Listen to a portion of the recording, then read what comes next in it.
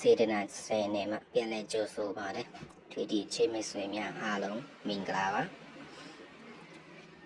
20ချိန်မြောက်အတွက်ဒီ9နှစ်နဲ့ကဏ္ဍ3လုံးပေါင်းခြင်း9ကိုဒီမှာ9 3နှစ်ကဏ္ဍ3လုံးပေါင်းခြင်း4ကိုရဲ့ပါဝါက4ပေါ့နော်ဒီမှာက9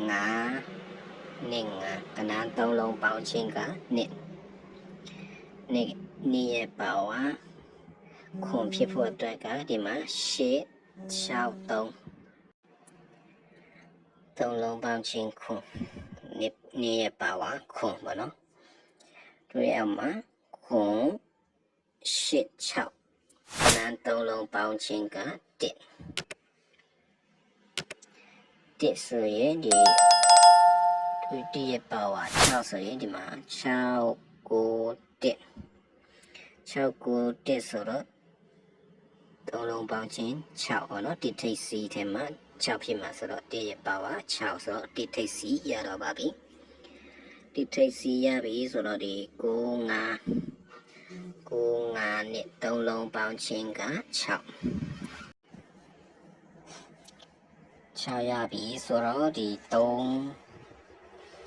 9 4 3 9 4ဆိုတော့ကဏ္ဍ3လုံးပေါင်းခြင်းက6လို့ပြန်ရတာပေါ့နော်ဒီ4 5 5ကဏ္ဍ3လုံးပေါင်းခြင်းက4ကို4 5 5 5ပေါင်းခြင်း4ကိုဒီ3 6 5ကဏ္ဍ3လုံးပေါင်းခြင်း4လို့လည်းပြန်ရတယ်ပေါ့နော်ဒါတော့ခါဆိုင်လေးဖြစ်ပါတယ်ဒီ6ခွန်6ကဏ္ဍ3လုံးပေါင်းခြင်းက9ကိုပြန်ရဖို့အတွက်ကဒီ6ထည့်ရပြီးတော့ခါနှလုံးပေါင်းခြင်း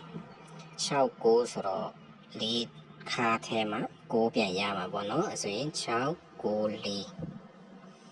6 9 4ဆိုတော့9ပေါ့နော်ဒီထိတ်4ခါရတော့ပါပြီဆိုတော့ဒီနောက်ပိတ်ဆိုင်နဲ့ပလိတ်ဆိုင်3 5နဲ့ဆိုတော့ကဏ္ဍ3လုံးပေါင်းခြင်းက3ညကိုဒါကနှစ်ခတ်ဆိုင်နဲ့ဖြစ်ပါတယ်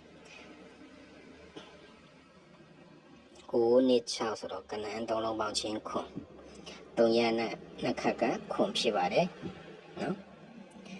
3 5နဲ့ဒါလည်း3 5နဲ့ပဲပေါ့နော်ကဏ္ဍ3လုံးပေါင်းခြင်း3ည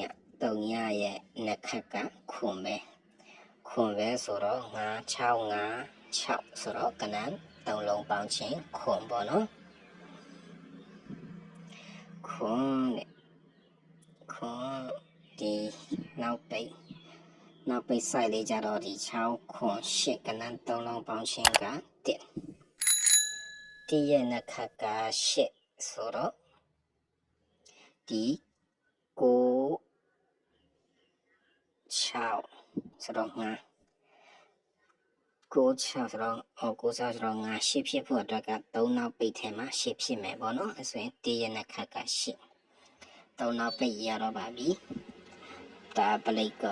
တ်ဆိုင်ကြတော့ဒီ3 9ကနှလုံးပေါင်းခြင်းနှလုံးပေါင်းခြင်းနှစ်ကိုနှစ်ပလိတ်ပေါ့နော်တွေ့အောင်မှာနှစ်4 6ဆိုတော့နှစ်ပလိတ်ထွက်သွားပါတယ်နှစ်ပလိတ်ထွက်သွားပါတယ်ပြီးတော့8 6ဆိုတော့4